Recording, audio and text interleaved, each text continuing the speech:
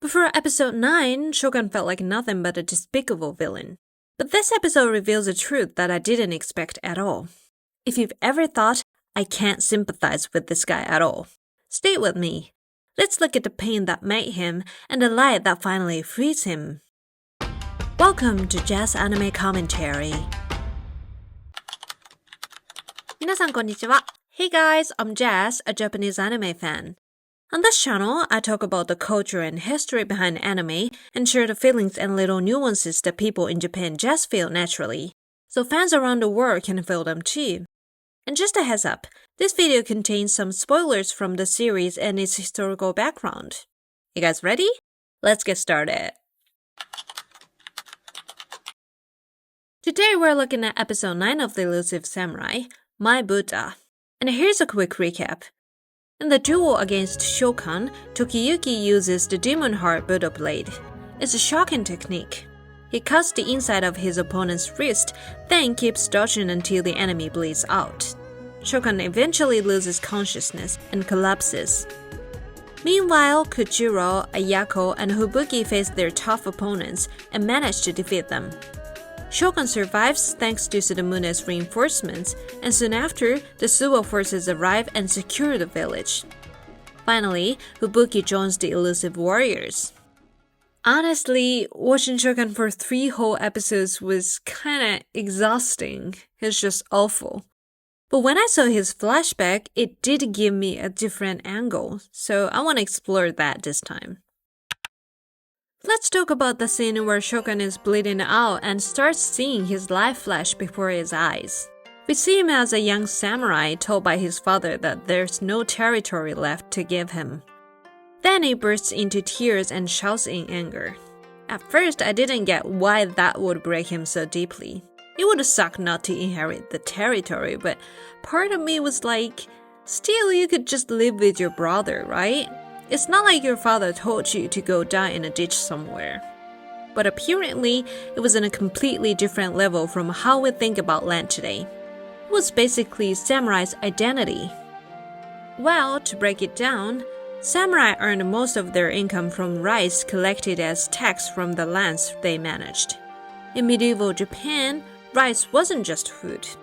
It was a currency far more trustworthy than money.They used rice as payment for almost everything like food, military expenses, gifts to their lords, payments to their retainers, and even maintaining their buildings. In this episode, there is a scene where Shizuku tells Fubuki he can eat rice instead of millet after joining the Elusive Warriors.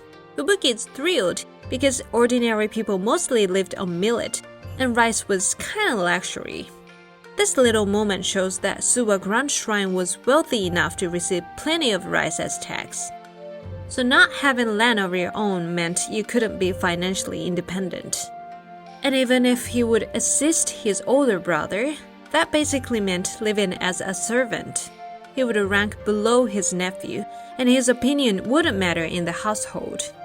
All he could do was stay there as an unwanted dependent.And of course, people back then didn't have the freedom to change jobs the way we can do today. So for him, it must have felt like every path to his future was closed. So why was there no territory left for Shokan to inherit? It reflects the political climate of the time.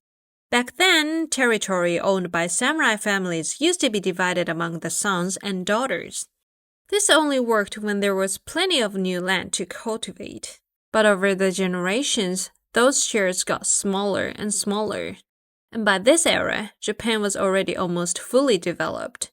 There simply wasn't any new land left. So little by little, families began leaving everything to the eldest son just to keep the household from falling apart. Like this, Shokan's life began to break. He was crushed by a society that gave him no place to stand.I can't tell if he used to be a good guy, but from the way he used tactics and handled things, he was clearly smart and hardworking. And because he actually had talent and drive, all that energy had nowhere to go. Like him, many who couldn't inherit any land became bandits or mercenaries. They joined power struggles across the country. eventually becoming part of what people called scoundrels. They had no place in social order, wandering and trying to recover a lost sense of identity. In Japan, scoundrels were called akutō. Aku means evil, and to means a group. But in older usage, aku could also mean fierce, like a strength burning inside. And that describes Shokan exactly. His strength, independence, and pride became the fuel for his explosive rage. Now I should talk about the name of the Seigi Warriors again.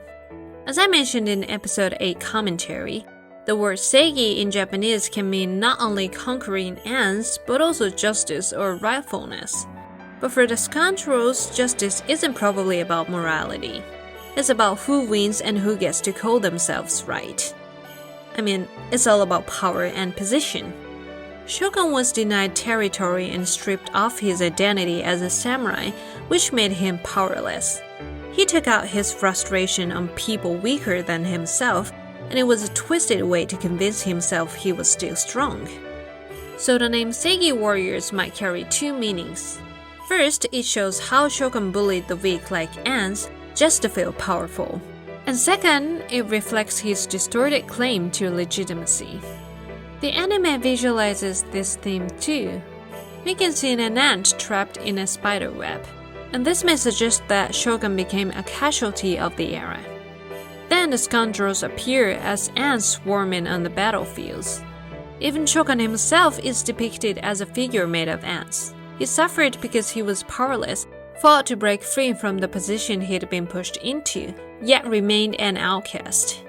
His soul fits exactly the Buddhist idea of the evil person we talked about in Episode 7 commentary. Shokan was trapped in a personal hell and he could no longer escape from his resentment and desire on his own. So when Shokan shouts, "There's no such thing as Buddha," on the surface it looks like he's mocking Tokiyuki, but deep down he's actually expressing his belief that there's no way out of the hell. In Episode 8, his tag nickname during the battle was Demon of Disbelief. In Japanese, it's written as Shinkoki, literally meaning the demon with a needle-like mouth. In Buddhist belief, that's the demon who denied Buddha during their life. Its mouth is thin like a needle, so it can't eat or drink anything, leaving it to suffer eternal hunger and thirst. Sounds like Shokan, right? He declared that there was no Buddha, carried an endless hunger that could never be satisfied, and collapsed from blood loss and exhaustion. He is that very demon. The foreshadowing was already there. So when Tokiyuki smiles like, "It's fun to run," it feels almost inhuman to Shokan. The boy he dismissed as weak turns out to be incredibly strong, at least when it comes to escaping. For Shokan, fighting is hell. What had driven him until then was the anger toward the society that pushed him down. He probably felt like, "You don't need me? Fine. Then I ruin everything, take what I want, and survive. I have that strength to do that." It's the endless struggle to prove he deserves to exist. Tokiyuki is something completely beyond Shokan's understanding, and he realizes that even his so-called strength means nothing against that little elusive monster. As his consciousness fades and his beliefs crumble, he's washed over by a quiet wave of hopelessness. In that moment, Shokan ironically touches something close to letting go.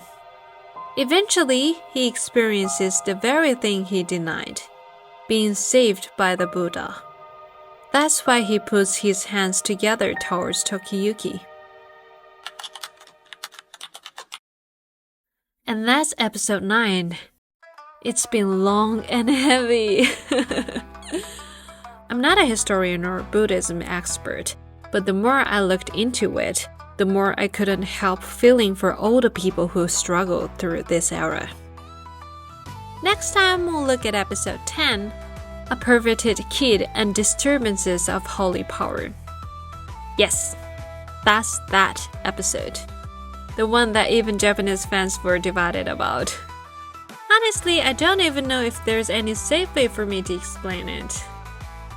If you had fun with this video, Please like, subscribe, and share it with your friends.